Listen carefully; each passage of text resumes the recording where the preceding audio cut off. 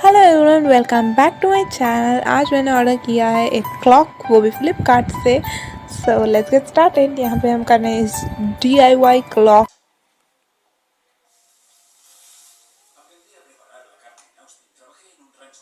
की अनबॉक्सिंग। यहाँ पे ये हैं इसके नंबर्स और ये मुझे करीब 549 का पड़ा। ये इसके साथ एक मेजरमेंट के नहीं दिया है और ये इसकी मिनट हैंड और आवर हैंड इसके साथ है और ये सेंटर जिसमें डलेंगे cell.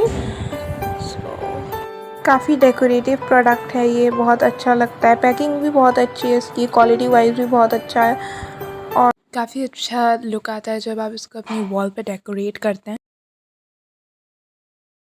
Thank you for watching our video. For more such videos, like, subscribe and share. Also press the bell icon so that you will be updated with our latest videos.